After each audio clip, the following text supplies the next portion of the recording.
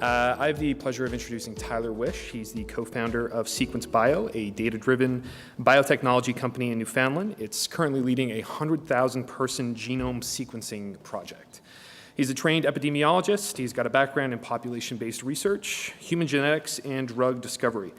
Tyler also serves as a Canadian innovation leader as part of the Government of Canada and Minister Navdeep Bains' innovation agenda.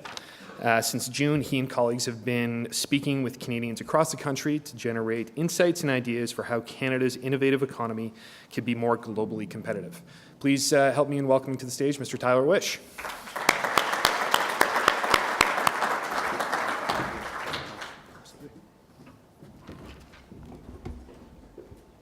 Wonderful. Thank you very much. When Tim asked me to speak, I said like 45, 60 minutes, and Tim said, well, maybe more like 20, and I got 15. So I'm, as usual, try to say way too much in a short period of time. But thanks very much. It's fantastic to be part of these discussions, and Bill, I will definitely be one of the 19 people wanting to talk to you later. So, innovation. You're hard-pressed these days to find a word subject to more analysis, misunderstanding, and misappropriation. So let's move beyond the word for a moment and think about a functional definition of the subject. What do we want it to mean, particularly in the realm of healthcare? And I would suggest that we want it to mean better ways of living, more effective ways of preserving and regaining our health, and more effective ways of securing the long-term health and futures of our children. At the Canada 2020 conference last month, the Innovation Conference, John Manley said, and I'm going to paraphrase a little bit, research is the process of turning money into ideas. Innovation is the idea of turning those ideas into companies or money or outcomes. And I would argue that the bigger point is outcomes. We need to think a little bit more holistically about innovation, particularly because some of the bigger opportunities in front of us might not just be about revenues and companies, but opportunities to impact social outcomes, healthcare outcomes. So today I want to talk about some of these opportunities that are in front of us. I want to talk about some of the opportunities, particularly within healthcare innovation. I want to think about what we need to do as a country to regain a spirit of discovery, of collaboration, what we need to do as a nation to once again pursue bold initiatives that promise to put Canada on a global stage and impact all Canadians, particularly their healthcare.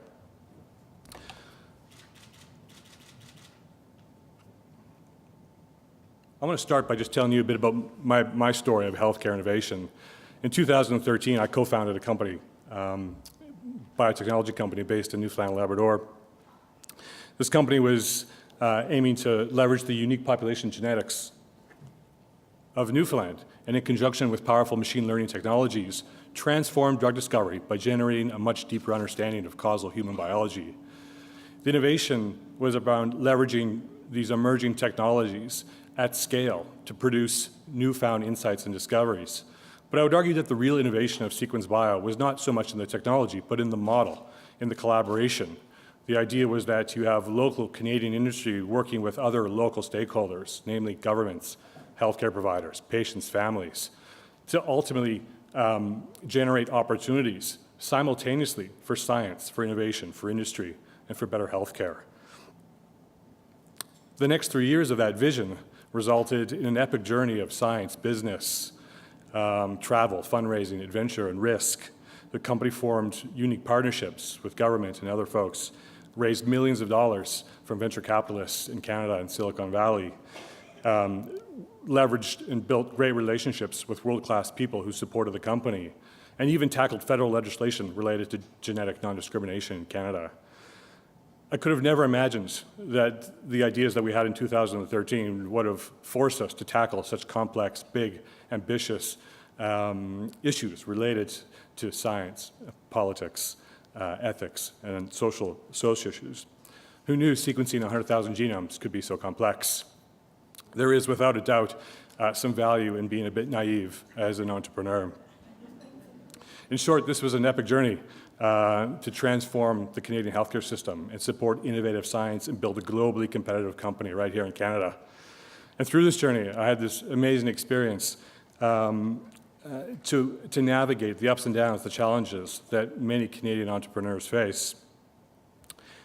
And I think as a result of those experiences with Sequence Bio, I was appointed and asked by Navdeep Bains, alongside 9 others across the country, to engage Canadians in a conversation about how Canada can be more globally competitive with respect to our innovation economy. We were set out to have a number of discussions with the Canadians across the country, in the US, in UK, to talk about how Canada can be more competitive with respect to our entrepreneurial society, our scientific excellence, clean tech, competing in a digital world, enhancing the ease of doing business in Canada. In total, there was about 28 roundtables from 10 innovation leaders across the country, and I think it engaged about 450 participants through that process.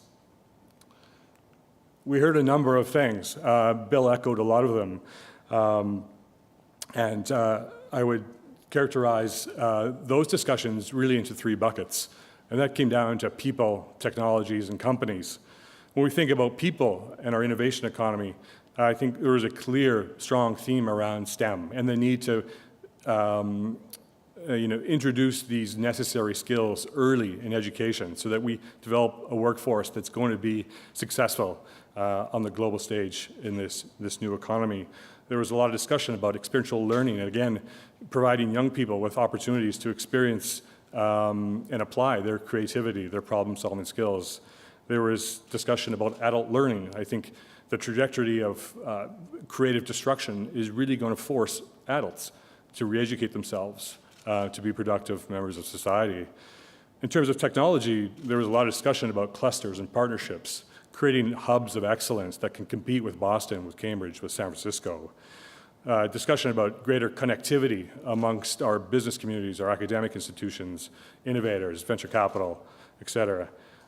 Clean tech is clearly a big theme that many people were interested to partake in. Harnessing digital technologies was another. When we think about companies, there was some discussion today about already the challenges of scaling Canadian innovation, Canadian companies, and capital is an important part of that discussion. So certainly, how can we create the right environment in Canada to not only support a thriving domestic venture capital market, but also make Canada an attractive place for foreign capital. Digital adoption is an important theme, as well as having a flexible and nimble regulatory environment so that companies operating at the boundaries of technology can feel comfortable in bringing these solutions, these services, these technologies to market. Over the next couple of weeks, over the next couple of months, I'm sure you'll hear more from Navdeep Bains, his team, with respect to the action that's going to be taken from all of this engagement process.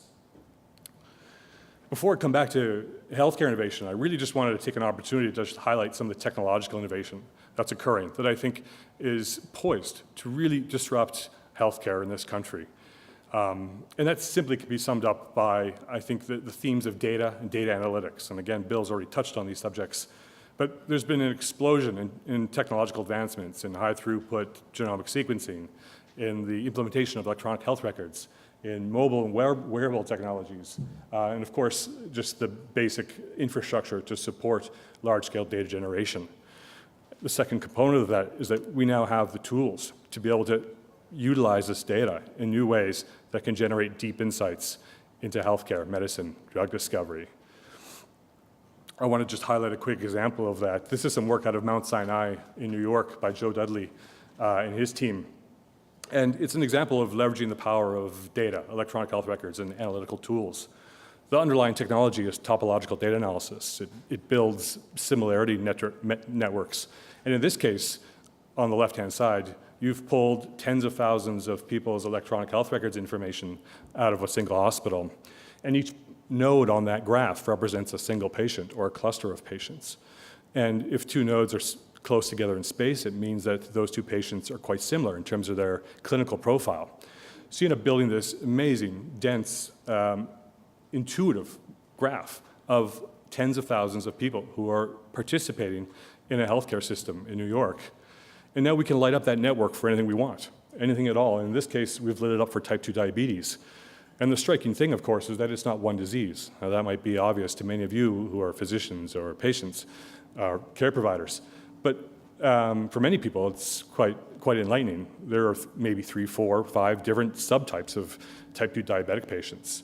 When you take that network and enhance it just for those type 2 diabetic patients on the right-hand side of the graph, you see there ends up being 3 very distinct subtypes of type 2 diabetic patients, each of which are associated with different clinical profiles, different comorbidities, and even different genetic profiles. So just an amazing example of how data that exists today and tools that exist today, if we were to be able to access and generate and share that information, can enable healthcare providers, industry, researchers, all kinds of opportunities to understand disease, classify disease in a different way, implement new ways of diagnosing, treating, prognosing conditions, accelerating drug discovery, and perhaps most importantly, engaging you, participants, patients, in a new way around your own healthcare data. This is just another quick example of knee replacement surgery from a single hospital and asking the question around care pathways. These are ultimately the big drivers of costs and outcomes for healthcare systems and patients. They're very difficult to get right, but again, leveraging the same types of technologies, it becomes much simpler to find the right best care pathway for different disease populations. Now imagine if this was breast cancer, multiple sclerosis, psoriasis. For this group of people here, or all of Ontario, or all of Canada, that is possible, again, if we have the right frame of mind, the right collaboration, and it can generate unique, useful insights into how Canada can be a leader in healthcare, drug discovery, medicine. But to do that requires a different way of thinking, a different way of collaborating, a different way of using these tools. The Wright brothers didn't solve flight because we needed commuter flights between Ottawa and Toronto. They solved this challenge because it was right in front of them.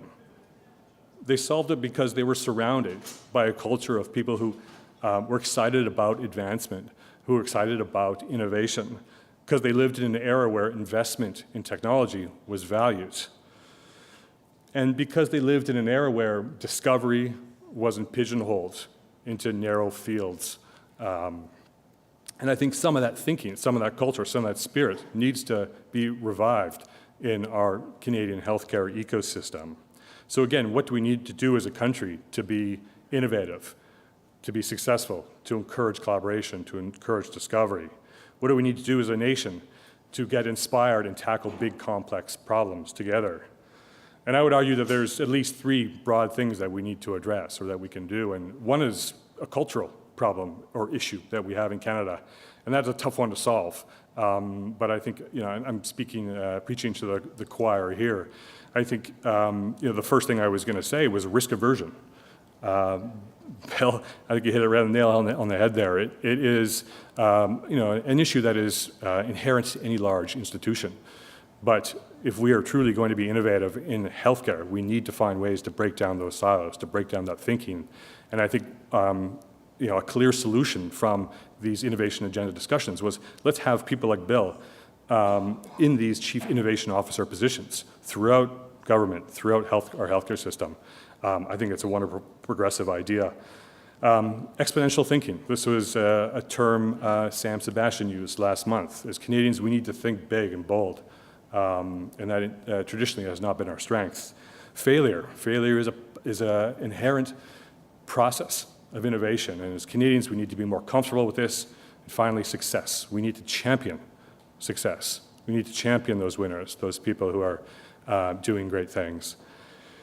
Secondly, what is the role of government in terms of facilitating, in terms of enabling our innovation economy? And I would argue there's a few things. I think one of them is aligning incentives. I think we all need to be working in the same direction. And at the moment, there is too much friction along that continuum or that ecosystem from innovators, entrepreneurs, academic institutions, venture capital, big industry. And I think we could do things around mission-oriented research that kind of aligns funding, entrepreneurs, energy resources in a way that's more efficient. Models like DARPA in the US as an example. Innovation procurement is another way of aligning incentives and breaking down some of those cultural barriers. Infrastructure. If we're going to compete globally, we need to have the right tools and kit. to compete with Boston, to compete with Israel. And so I think government can play a role in ensuring that Canada has the right tools to play on the global stage. And finally, in terms of the role of government, evolving business models like Sequence Bio and other projects, I think there is a role for the right balance of industry, government, and other stakeholders. I think the combination and the right balance of that ultimately drives more value into our healthcare system. Third, the role of the patient, and Bill mentioned this as well. We've seen in the last couple of years just how powerful patient advocacy can be in the healthcare space. And as consumers of healthcare, I think it is really important that you play a role in championing change in our healthcare system. I want to just finish with this. This is the recent Chan Zuckerberg announcement, committing billions of dollars to curing diseases. It's an incredible collaboration between the private sector and between healthcare institutions and academic institutions in California to go and address really challenging, difficult things around healthcare. And I would say there are other examples, of course. There is Joe Biden's Cancer Moonshot. There's the NIH Precision Medicine Initiative. These are big, bold ideas that are going to drive the future innovation opportunities in the healthcare space. And I would just leave you with this. Is Canada committed to being globally competitive, being globally relevant, and pursuing these big, ambitious goals? I hope that we are. And I believe that many of the people in this room are those with the right leadership abilities and belief that Canada can be a leader in healthcare globally. Thanks very much.